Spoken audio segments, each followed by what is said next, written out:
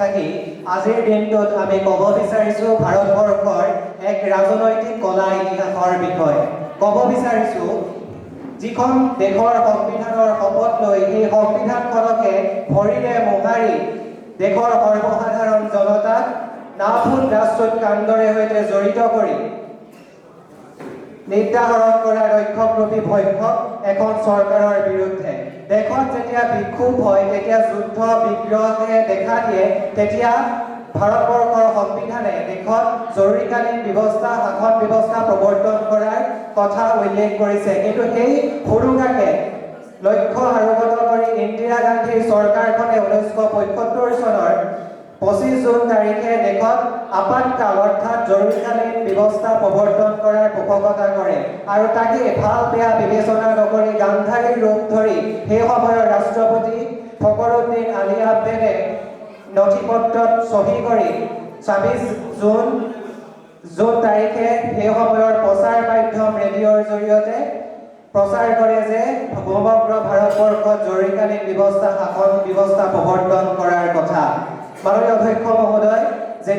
যদিওবা 1975 চনত সেই সময়ত জৰুৰীকালীন ব্যৱস্থা প্ৰৱৰ্তন কৰা হৈছিল তাৰ আখৰা যেন এই একনায়কত্ববাদী শাসনবাদী চৰকাৰখনে 1971 চনৰ পৰাই সেই ব্যৱস্থা প্ৰৱৰ্তন কৰাৰ পোষকতা কৰিছিল কাৰণ যিটো সমষ্টিৰ পৰা সেই সময়ৰ প্ৰধানমন্ত্ৰী ইন্দিৰা গান্ধী ডাঙৰীয়ানী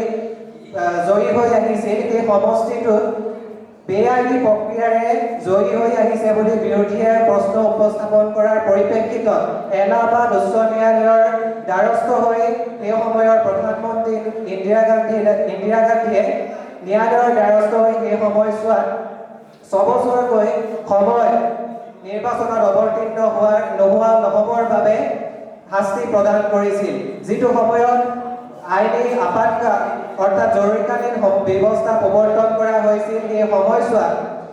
যদিওবা ইন্দিৰা গান্ধীয়ে সেই সময়ছোৱাত ৰেডিঅ'ৰ জৰিয়তে প্ৰচাৰ কৰিছিল যে সেই সময়ছোৱাত সৰ্বসাধাৰণ জনতাৰ কোনো ধৰণৰ আক্ষেপ নহয় বা কোনো ধৰণৰ ক্ষতি নহয় কিন্তু সেই সময়ছোৱাত পিছত ইন্দিৰা গান্ধীয়ে সেই সময়ৰ দুৰ্নীতিগ্ৰস্ত চৰকাৰখনৰ বিৰুদ্ধে মাত মতা লোকসকলৰ মৌলিক অধিকাৰ খৰ্ব কৰি দেশৰ কাৰাগাৰত তেওঁলোকক কাৰাবন্দী কৰিছিল আমি বিচাৰিছো সেই সময়ৰ ইন্দিৰা গান্ধীৰ চৰকাৰখনে নাজানিছিল দেশৰ সংবিধানে সাধাৰণ জনতাক দিয়া অসাধাৰণ ক্ষমতাৰ বিষয়ে নাজানিছিল দেশৰ গণতন্ত্ৰৰ সৌন্দৰ্যৰ বিষয়ে যাৰ পৰিপ্ৰেক্ষিতত 1977 চনত দেশৰ জনতাই সেই ক্ষমতা লাভ নিৰ্বাচনৰ জৰিয়তে সেই ক্ষমতা লাভ কৰি প্ৰথমবাৰৰ বাবে এগৰাকী অকংগ্ৰেছী ব্যক্তিক মোৰাৰজী দেশাই পোনপ্ৰথমবাৰৰ বাবে প্ৰধানমন্ত্ৰীৰ আসনত অধিষ্ঠিত কৰিছিল আমি দেখিছিলো সেই সময়ছোৱাত একক সংখ্যাগৰিষ্ঠতা লাভ কৰা দলটোৱে কেনেধৰণে বিৰোধীৰ আসনত বহিব লগা হৈছিল এয়া আছিল গণতন্ত্ৰই আমাক দিয়া অসাধাৰণ ক্ষমতা আমি বিচাৰো দেশত চৰকাৰখনে একনায়কত্ববাদী শাসন প্ৰতিষ্ঠা কৰাৰ বিপৰীতে আমি বিচাৰিম দেশৰ ৰাজনৈতিক অধিকাৰ সামাজিক অধিকাৰৰ বিষয়ে কাম কৰাটো আমি বিচাৰিম দেশৰ সৰ্বসাধাৰণ জনতাৰ পক্ষে কাম কৰি ভাৰতবৰ্ষক শতায়ু গঢ়িবলৈ লোৱা স্বাধীনতাৰ শতায়ু গঢ়িবলৈ লোৱা দেশখনক